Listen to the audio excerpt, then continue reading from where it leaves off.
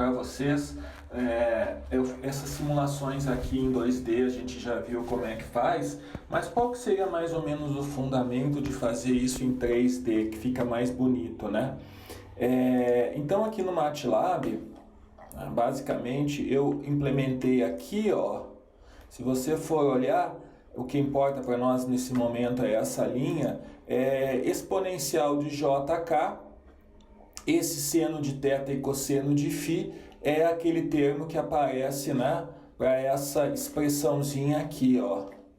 Essa expressãozinha aqui para duas redes, né? Esse aqui é o A0, que é 1, e esse aqui é o A1, então vai aparecer ao longo do eixo X, voltando aqui vai ficar então seno de θ cosseno de φ mais beta1. Essa variável beta1 é a diferença de fase que eu fiz variar de 0 a π, certo? De 0 a π. E aqui com comprimento de meio comprimento de onda de distância entre os elementos.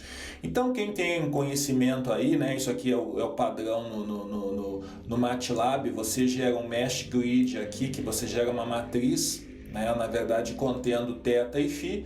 O array factor ele depende de θ e φ, e quem que a gente mostra como z na realidade, aqui a gente volta para cartesiano. Isso aqui é um problema no MATLAB, as funções de 3D elas usam cartesiano, enfim, tem que contornar esse negócio. Então, quando você calcula, eu estou mostrando aqui o módulo ao quadrado, então aqui, ó, eu estou mostrando como que varia o array factor em 3D, com duas fontes, variando a fase de 0 a π.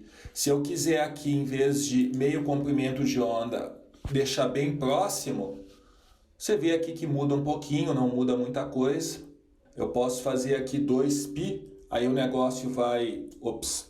negócio provavelmente vai dar a volta. Olha aqui em 2π, ó. Então essa é a animação. Vou colocar aqui mais amostras para você ver. 51 amostras. Então você vê como que acontece com duas fontes, qual que é o movimento que eu faço. Isso aqui está bem simples, poderia ter melhorado bastante, mas só para você ter uma ideia. Então aqui é uma animação em 3D, x, y e z. Como que seria o diagrama? Aqui é só o array factor, ou seja, não depende da antena. E eu também fiz um negócio um pouquinho diferente aqui. Eu vou comentar essa linha aqui. E aqui eu fiz o seguinte, essa linha aqui é uma rede, por sua vez, 2x2, centrado na origem. Ou seja, eu tenho 4 elementos, no meio eu não tenho nada, na origem eu não tenho nada. São 4 elementos, a distância entre os elementos é d. E como a possibilidade aqui de mudar as fases, etc., é bem maior, para facilitar, eu estou variando aqui só os dois aqui que são menos e menos, os que estão no lado esquerdo, os que estão com o y, os que estão com o x negativo. Eu só estou variando os que estão com x negativo, estou colocando uma fase que varia aí também de 0 a 2π. Aí eu quero mostrar para você uma coisa que a gente já mencionou antes, uncomente, que é isso aqui, ó. Deixa eu aumentar aqui para você ver. Olha o que acontece. Com 4 fases, estou variando 2. Você viu? Olha aqui. Aparece um lóbulo lateral, converge, o grande fica pequeno, o pequeno fica grande e aí vai embora. De novo, poderia ter mexido nos eixos, fazer dB, só para você ter uma ideia. Também não quero fazer um projeto aqui muito grande para que, né, depois você não entenda. Então aqui, ó, eu estou variando apenas uma fonte. Isso aqui eu estou vendo de cima, né? O azimuth que se chama, ou seja, estou vendo aqui de cima. Então você vê que o azimuth é praticamente omni, aqui começa a aparecer uma segunda, e aqui acaba chegando aqui em π, né? eu tenho 0 aqui no meio, tem um 0 aqui no meio. Então você vê que com isso eu consigo, né, fazer o apontamento de feixe. Inclusive, eu gostaria de ter mostrado o feixe andando aqui em 3D, né, um feixe menor, mas eu teria que ter muitos elementos, e aí ficaria um programa mais complicado e acabaria se perdendo aí nos detalhes. Mas então a ideia é essa, você vê que é possível fazer usando o MATLAB, você verificar qual que é o shape aí em 3D do Array Factor. Então, só repassando mais uma vez, eu crio aqui o fio θ, né, crio com essa função Mesh Grid a matriz que o MATLAB usa. Aqui eu estou escrevendo a soma das 4 contribuições. Como as 4 anteninhas têm x e y, eu sou obrigado a escrever seno θ, seno φ para o y e seno θ, cosseno φ para o x. E aqui eu estou com as expressões da defasagem, simplesmente EJ e exponencial na J beta, certo? Converto aqui novamente para cartesiano, é o inconveniente aí do MATLAB, né, que usa aí o cartesiano, e aqui eu uso as funções surf normal, né, esse shading interpolation para ficar bonitinho. O surf ele mostra para você em 3D, né? Então é isso aí. O MATLAB você consegue fazer uma animação bem bacana e ver o que acontece na prática, não é muito complicado. Bom, eu quero mostrar então o uso de uma outra ferramenta para você calcular a função de rede. Aqui é um negócio um pouco mais sofisticado do que o MATLAB. O MATLAB a gente basicamente estava simplesmente simulando a função de rede analiticamente, a gente escrevia a equação e ele fazia o plot. Aqui é o software chamado CST Microwave Studio. Ele faz a simulação da antena, ele resolve as equações de Maxwell, então a antena também é levada em consideração. As equações de Maxwell são resolvidas de forma numérica.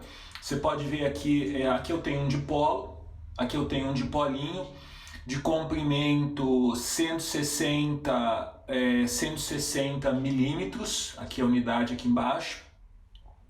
E esse dipolo aqui eu estou vendo a malha dele, né? Ele é resolvido em pedacinhos pequenos, equações de Maxwell são resolvidas de forma aproximada e você finalmente tem aí uma resposta. Aqui eu estou vendo o S1 ou a reflexão. Essa antena está mais ou menos ressonante, né? Eu peguei aqui aleatoriamente essa frequência aqui bem baixinha, essa frequência onde ela está bem casada, a antena está bem casada, 810 MHz. 810 MHz, eu fiz uma conta rápida aqui, o comprimento de onda é 370 milímetros, peguei aí 150 milímetros como a separação entre as antenas.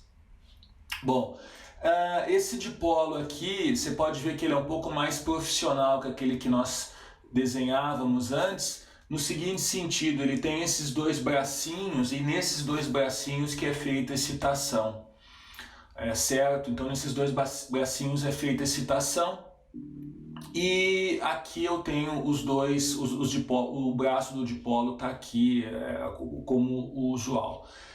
Muito bem, essa antena sozinha, eu estou vendo aqui o campo distante em 800 MHz, você pode ver como é que ele funciona, como a gente falou, né? Quando a antena apresenta maior área, que ao longo dessa dimensão aqui eu tenho máximo, e quando a antena, você pode imaginar uma onda incidente, quando a onda está incidente exatamente aqui vindo no Z, ela enxerga só essa bolinha aqui que é muito pequeno, logo a antena, o ganho é muito pequeno, certo? Ela está vindo de frente, enxerga só essa bolinha, essa área aqui, né, que é o diâmetro da antena, o ganho é praticamente 0, que é aquele buraco ali dentro.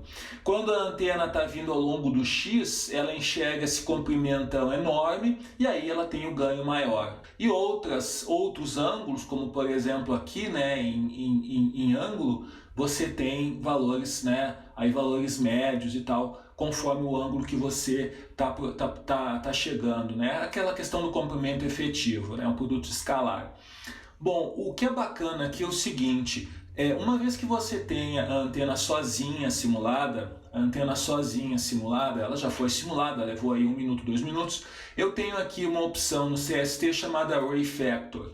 No Array Factor, você pode perceber aqui, eu clico em Activate Far Field Array e eu já preparei um negócio aqui. Eu vou primeiro fazer o bem simples, para ficar aqui um negócio mais simples.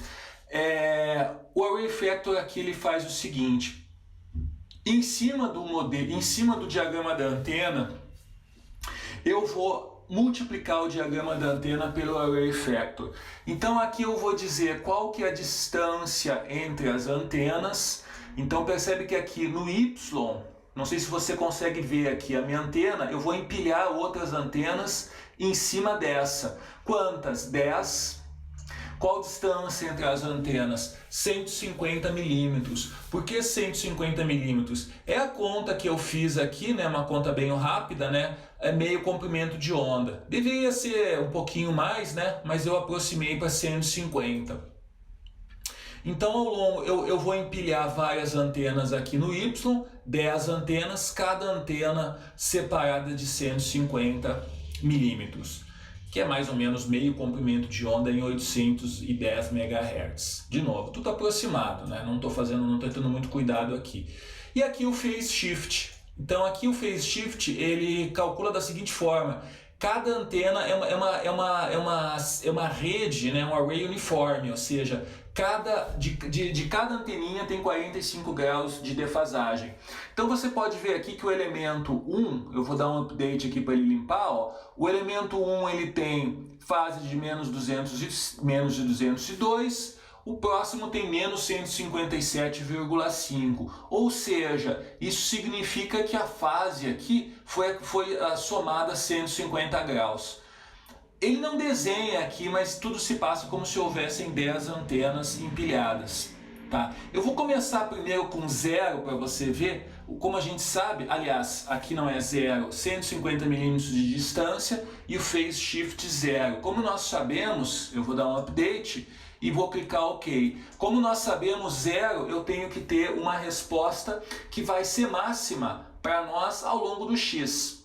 Né? Vai ser uma rede broadside. Vai ter que ser uma rede broadside. Ele leva um pouquinho de tempo para calcular, ele faz isso em 3D. Então tá aqui, olha a diferença que você tem, né? Olha a diferença que você tem quando você tem 10 elementos, cada elemento com a mesma fase. Aquele negócio que era gordão aqui, ele ficou bem fininho. Isso aqui é um negócio que em 3D eu quero que você visualize. Você está com 10 antenas empilhadas no sentido Y aqui, ó, nesse sentido Y. Essas 10 antenas elas vão fazer o que? O feixe ficar não fininho, mas ficar achatado. Se eu quiser que o feixe fique também fininho, não achatado, mas fininho, como se fosse um lápis, isso em inglês chama-se pencil beam, como formato de um lápis, eu tenho que adicionar não só uma tripa de antenas, mas uma matriz de antenas. Então, uma rede 2D. Vamos tentar fazer aqui, a gente vai colocar também 10. Né? Aqui ao longo, agora aqui eu estou ao longo do Z de zebra, ou seja, aqui eu também coloco 10 antenas. Vai ficar uma tremenda de uma rede.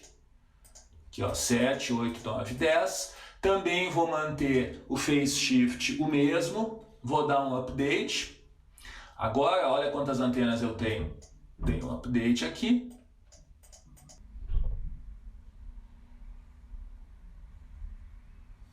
Agora você vê aqui o efeito, né, da nossa brincadeira aqui. Um array retangular, são 10 elementos em Y e 10 elementos ao longo do Z. Né? Eu tenho aqui agora um pencil beam, ou seja, eu não tenho mais, eu posso tirar a estrutura aqui, ó, mostrar a estrutura, só o diagrama de radiação. Você veja que agora eu tenho, né, como eu tenho uma matriz, eu tenho condições de ter um negocinho, né, mais apontado, aqui como a gente desenhou antes. Isso aqui eu conseguiria apontar para o alvo com mais precisão. Como a antena em si ela é bidirecional, eu tenho para os dois lados. Se eu tivesse um painel aqui atrás, teria só um feixe. Bom, tá meio feio aqui, porque eu estou com 5 graus de step size, ou seja, eu tenho uma resolução de 5 graus para não demorar muito. Mas isso aqui você consegue a precisão que você quer, basta você ajustar aqui o step size. Agora a questão é a seguinte, como que nós fazemos esse negócio apontar? Como que a gente faz esse negócio apontar? Eu tenho que agora mexer no phase shift. Então se eu colocar aqui, por exemplo, ao longo do Y, eu vou ter 45 graus de phase shift entre cada elemento. O que vai acontecer? Para onde que vai apontar o nosso feixe, esse nosso feixe bem fininho? Vamos ver. Você viu? Ele desceu para baixo, 45 graus, ele desceu para baixo. Se eu fizer valores maiores aqui, em vez de 45, se eu colocar aqui também 45, o que vai acontecer? Agora ele vai, se eu vou dobrar aqui para você ver, vou rodar ele aqui, ó, ele vai vir nesse sentido aqui, ó, update list, ok? Tá aí, ó, ele girou para o outro lado. Então você percebe que quando você tem uma matriz de antenas, eu consigo deixar o pencil beam, deixar o feixe bem magrinho, e eu também consigo fazer o apontamento de feixe em 3D. No caso, se eu tenho só uma tripa, só um vetor, né, as antenas empilhadas, eu consigo só mexer, não sei se você consegue visualizar aqui, eu consigo só fazer o feixe andar, apontar ao longo dessa circunferência azul. Uma vez que eu tenha a matriz, as minhas antenas sejam dispostas numa matriz, eu consigo fazer em 3D, mover o meu feixe aonde eu quiser. Basta eu mexer, né, nesse phase shift entre os elementos.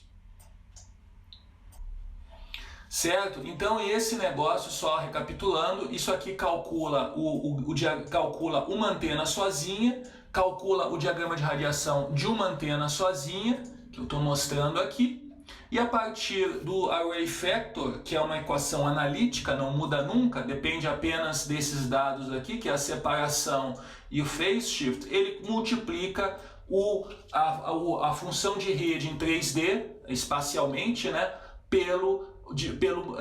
pela característica de far field do elemento sozinho. Então esse negócio aqui permite que você visualize e você faça o projeto da rede. Uma última coisinha, aqui se você for olhar todos os nossos estudos, eles não mexeram nesse S11 aqui, na perda de reflexão da antena. Na prática, uma rede real, você jamais vai poder fazer simplesmente o produto do array factor pela antena sozinha. Porque quando a antena estiver disposta numa rede, as amigas dela, as vizinhas dela vão se acoplar eletromagneticamente e vão modificar a resposta. Ou seja, a antena sozinha tem essa resposta, mas provavelmente quando você colocar a antena ao longo de uma rede finita, né, de uma rede finita, de uma rede real, eu provavelmente não vou ter mais o meu mínimo em ponto 81, certo? Então esse é um detalhezinho aí que tem que ser levado em consideração. Ele não está simulando eletromagneticamente a rede completa, ele simula a antena sozinha e simplesmente multiplica o padrão de radiação da antena sozinha pelo array factor, que é uma função analítica.